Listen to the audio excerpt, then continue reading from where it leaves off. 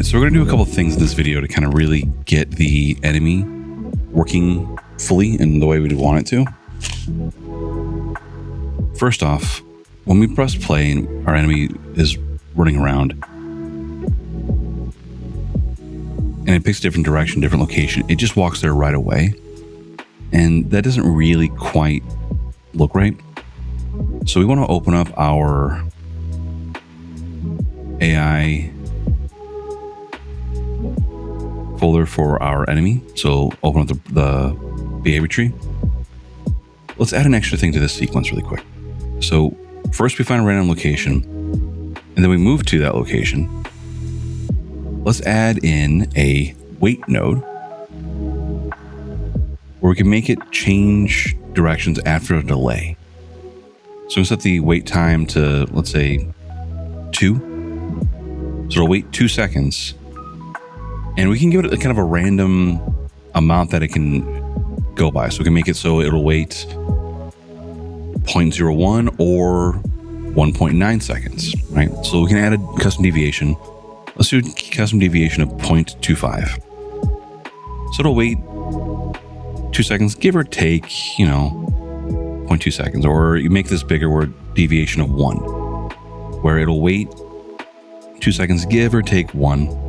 So it might wait 2 seconds, it might wait 3 seconds, who knows? So let's save that and press play and run it and check. So reach the location and waited. Reach the location, now it's waiting again. So on and so forth. That's a little too jerky. So let's change the wait time to 1, the deviation of 0.5. Save that. So it'll wait before it moves, but doesn't necessarily go right away, and feels and looks a little more natural because it is picking a random location anywhere in there. So there we go. All right, so there's that. Right now, when we press play, though, our enemy doesn't do anything. Right? If I switch back to selected viewport. Now if I press play and I jump on the enemy, nothing happens. We want to make it so where if you hit the side, you take damage, or if you hit it from the top, you can kill it or something like that. And to do that, we need to worry about some collisions. And so for this game, we're going to go for a really simple implementation for an attack where our enemy, if it touches our player, the player takes damage. But if we jump on top of the enemy, then we do damage to the enemy. Classic Mario style. This is a very simple implementation, pretty rough and dirty, but the idea is to kind of get something working where you can always change it later using different sort of hitbox mechanics and box traces. But for right now, we're just going to add in a simple collision to our enemy. So let's go ahead and open up our BP enemy base. Right. And then in here, let's go ahead and add in another collision. So I'm going to look for a box collision. And I'm going to call it Stompbox. I'm going to add that there.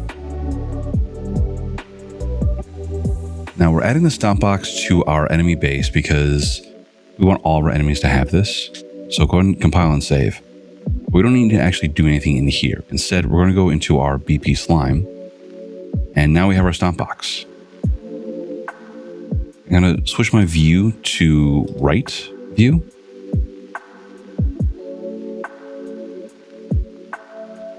And now we just need to position our Stompbox where we want it to be and to the right size. So first, let's go ahead and widen this out. Actually, before we even do that, let's look at our capsule component for our slime. Right now we can see that it's pretty high up there, right? The slime itself is not covering the full collision. That's okay. We don't want it to be pixel perfect. Anywhere in that area we hit it should be fine. We may have to adjust it later, but that's okay. And our Stompbox, though, we want to make sure it covers the entire top. right? So we can take our scale, and then along X, we can make this wider. So it covers the entire top. We want to make it a lot shorter. We don't want it to cover that much space. We want to have to jump on it to do it. And just take that and just bring it down.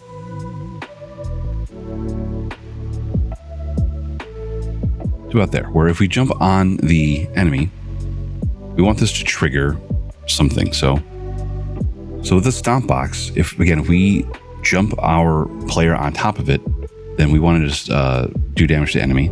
But if we hit any other part of it, then we want to take damage to the player. And actually, this might be a little too wide. Let's bring this down.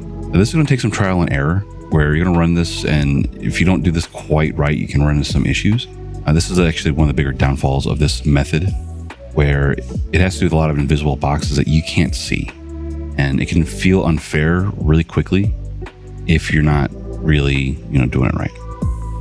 I'm going to take my capsule component. What happens if I make this a little bit smaller? Now that might work a little bit better. My capsule is now close to the size of the enemy, and our Stompbox is there up top.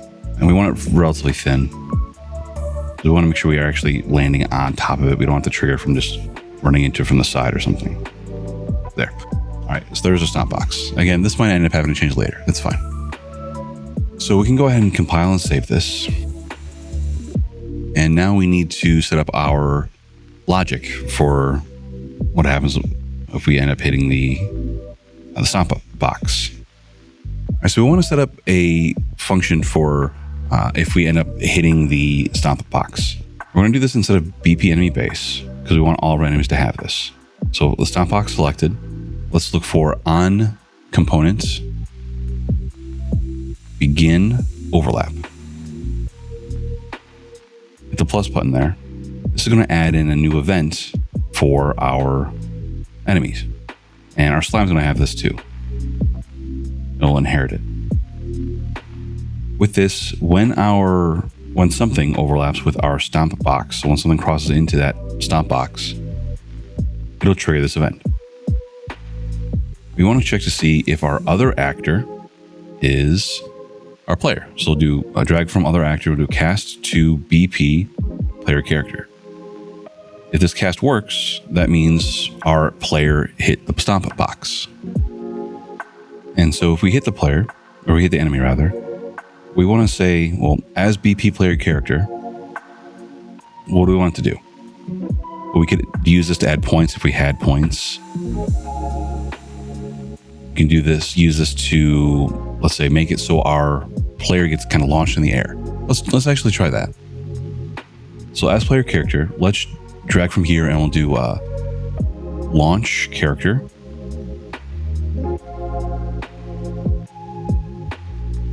And set Z velocity to like, 600.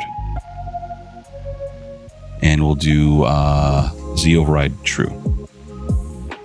So give us like a big bounce when we land on it. And then so we'll test that out. And we'll save. And let's run it. Right? So I'm going to run the game.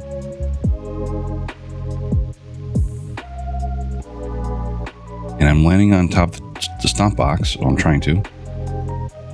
And get it launched in the air just a little bit. Let's make this even more drastic to like 6,000, just so we can really see it in action.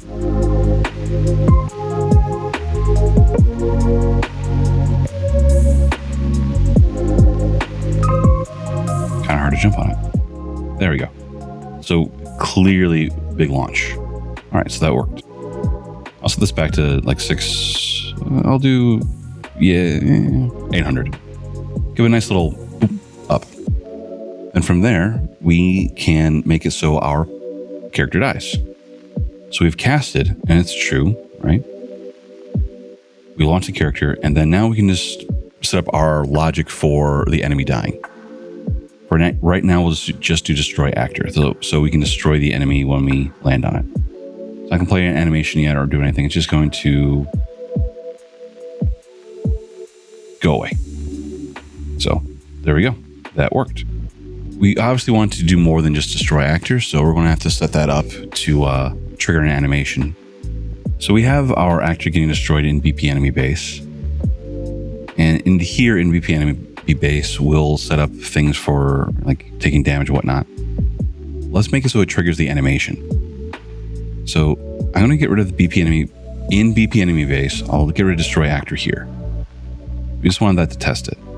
So in our BP slime, with our Stompbox selected in our BP slime, we'll right click and we'll do on components begin overlap. So we'll add on component begin overlap, just like we did here in enemy base.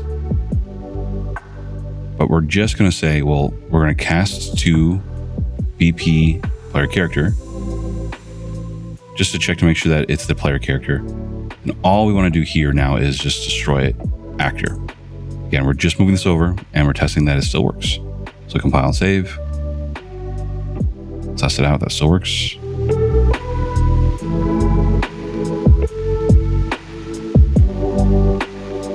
There we go. Still works, even though I moved it over, which means we can set it to trigger the animation. We set up our death animation for our slime a while ago. We want to trigger our animation before we actually destroy the actor. Let's go ahead and do a few things. Instead of BP slimes, get rid of destroy actor that we added there. We'll add it back in later. We want to get our capsule component. Let's drag that in here. And then from here, we'll drag for set collision enabled and connect that. We want to turn off our collision. When we kill the enemy, we want it to make it so it no longer collides. So we'll select collision to no collision. We actually want to do the same thing with the Stompbox as well. So we'll take a Stompbox, drag that over here, and let's do set collision enabled. Again, set that to no collision.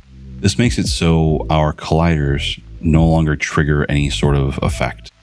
We can't take damage later, we can't kill it twice or anything like that. It just makes it so it works a little bit smoother, a little more fair to the player.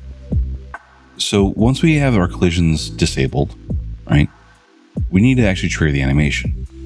Now we're using PaperZD for this, so let's drag this component in here. We'll do get PaperZD animation, and then we'll do get anim instance. This gets this character, the slime's specific animation instance, and we want to play override. So we don't want to worry about if it's idle or walking or anything like that. We just want to override. So let's search for override. We get play animation override right there. Connect this up. And what things we want to play? We want to select this, and let's look for death. And you have to highlight to look at which one you have, right? It's going to, if you look closely, this death one is for the satyr. This one is for slime. So we'll set it to that. To do that, we need to tell it where in our animation do we want to inject that death animation. So we need to open up our ABP for our slime. So let's go to our enemies, slime, ABP. Open this up. We have our state machine. So go back to the main anim graph right here. We'll right click and look for override slot, new override slot. We're going to disconnect here from locomotion here. So break that link. Then we connect this here instead.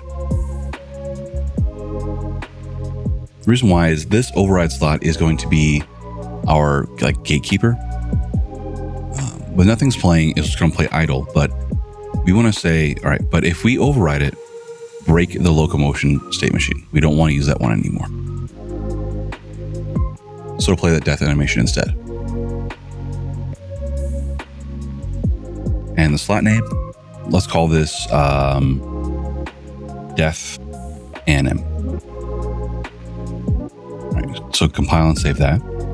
Now back in our BP slime, we can go here, and for the slot name, we change this to death anim. Capitalization is important, make sure it matches. Has to be like this exactly. Now compile and save. Test it out.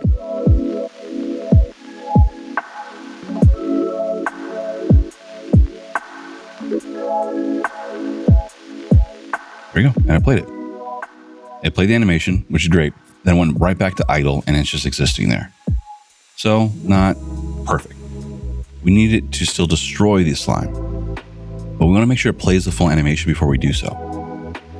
So we can add in a wait node, or delay node rather. So let's add in a delay node. So from here, I'll drag and get delay. And we need to set the delay to be the animation length. So boom, connect that right there. So we'll wait the length of that animation, and then we destroy actor. Compile and save. Test this out. If we jump on it, then it should play the animation and then destroy the actor if I could jump on it. There we go. We destroy the actor, the slime. It goes away now. You stomp on it and it dies.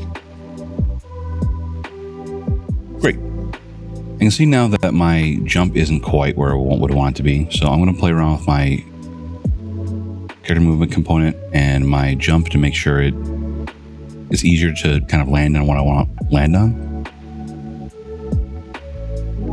But still, great progress so far. That's it for this one. Thanks.